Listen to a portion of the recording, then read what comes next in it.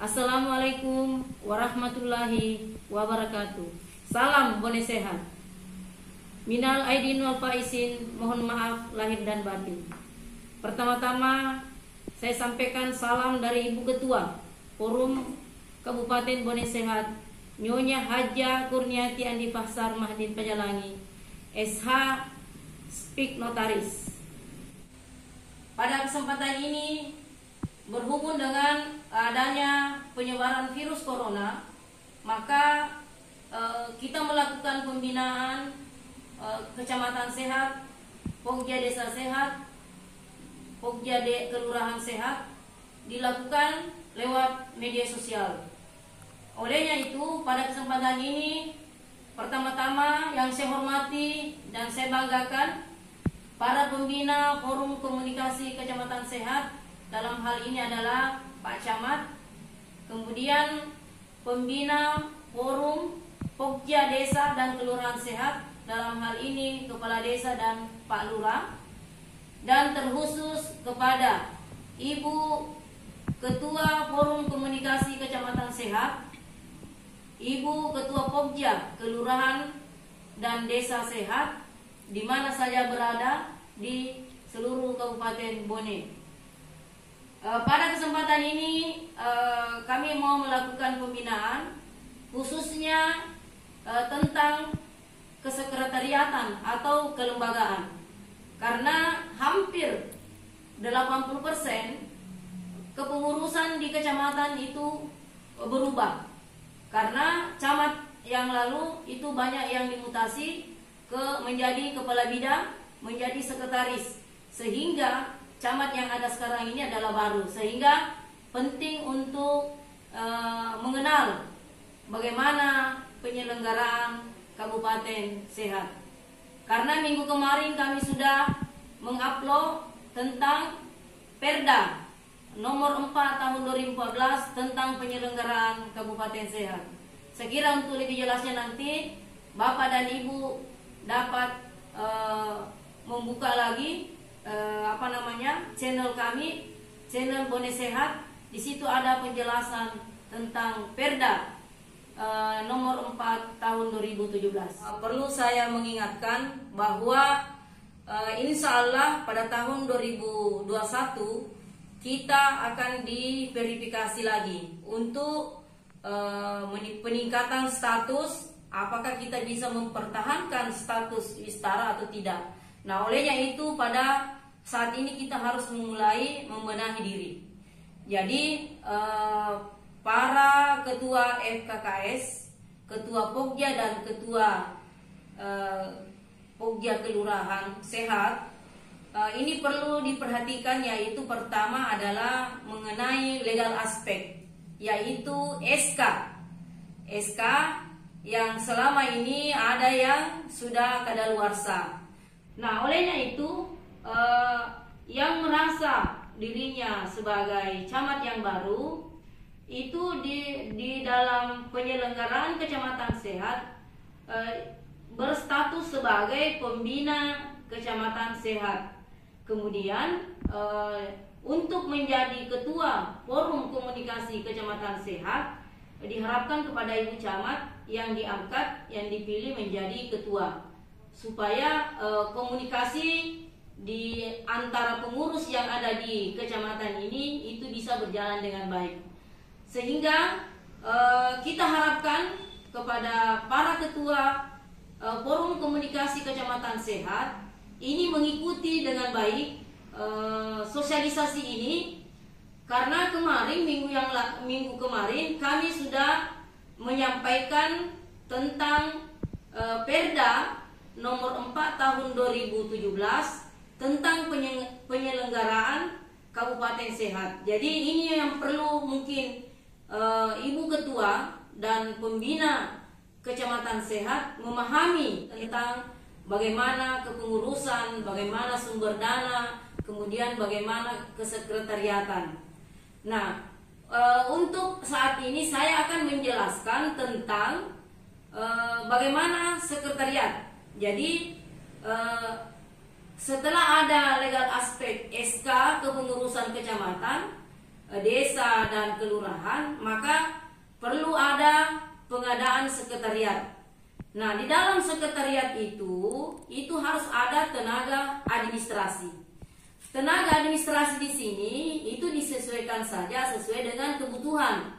Bisa mengangkat 1, 2, atau 3 sesuai dengan kemampuan kondisi keuangan yang ada. Yang mengangkat tenaga administrasi di sini adalah Ketua Forum Komunikasi Kecamatan Sehat, Ketua Pogja Desa dan Kelurahan Sehat yang mengangkat meng-SK-kan tenaga administrasi. Kemudian sumber dana daripada penyelenggaraan kecamatan sehat, kelurahan sehat, dan desa sehat itu untuk kecamatan itu bersumber dari APBD yang sudah ada di masing-masing kecamatan. Kemudian untuk desa itu bersumber dari APBDes, ya, anggaran pendapatan belanja desa. Kemudian untuk kelurahan itu bersumber dari bantuan kelurahan dan sumber lain yang tidak mengikat. Setiap sekretariat harus mempunyai papan nama. Jadi sekretariat masing-masing di kecamatan, desa, dan kelurahan itu harus ada papan nama. Ya, papan nama yang terbuat dari papan atau biasa dicetak. Ya, ini wajib harus ada. Yang kedua, di sekretariat itu harus ada pertama adalah buku tamu. Ya, buku tamu. Buku tamu ini adalah gunanya untuk mengidentifikasi atau mengetahui berapa banyak tamu yang datang di sekretariat. Kemudian yang perlu juga disiapkan dalam sekretariat itu adalah harus ada buku surat masuk dan surat keluar. Jadi setiap ada surat yang masuk itu harus didaftar di buku surat masuk. Begitu juga surat keluar. Ya. Kemudian ketika ada surat yang dikeluarkan itu membutuhkan namanya buku ekspedisi. Jadi setiap orang yang menerima surat itu harus tanda tangan surat yang diberikan supaya tidak ada alasan kalau ketika misalnya dia tidak hadir, tidak mengatakan tidak menerima undangan.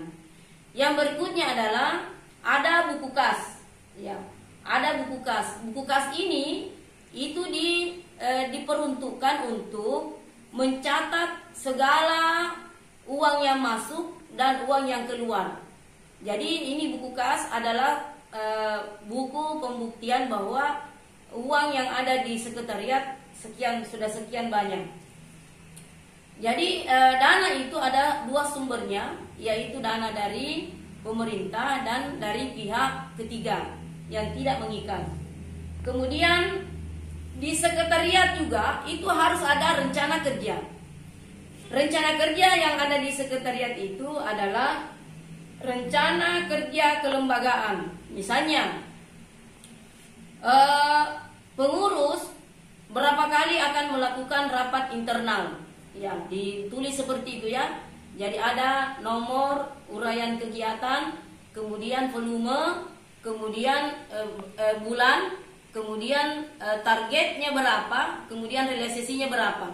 Jadi kita harus misalnya rapat internal pengurus 3 kali dalam 1 tahun.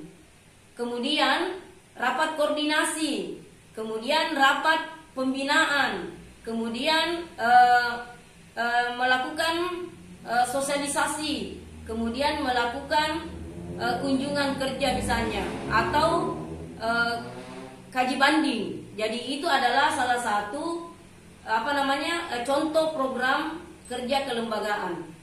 Kalau program kerja tatanan itu insya Allah mungkin minggu depan kita akan bahas, tapi yang kita akan bahas ini adalah program kerja tentang kelembagaan, yaitu internal ya, antara pengurus dengan pembina, pengurus dengan pengurus, kemudian pengurus dengan masyarakat. Jadi itu yang mau dibuatkan rencana kerja seperti itu. Kemudian di sekretariat juga harus ada display data. Ya, display data itu adalah misalnya ada papan ya, ada papan, kemudian di situ akan dipamerkan data-data di setiap tatanan. Misalnya angka buta huruf, angka gizi buruk, kemudian berapa produksi pangan setiap tahun, kemudian berapa kali melakukan pembinaan kesehatan reproduksi, kemudian berapa orang miskin, berapa orang cacat. Jadi itu nanti ada display data tergantung dari masing-masing tatanan yang ada. Seperti itu. Kemudian harus ada juga dipajang per tatanan gambar-gambar kegiatan yang sudah dilakukan di setiap tatanan. Misalnya tatanan 1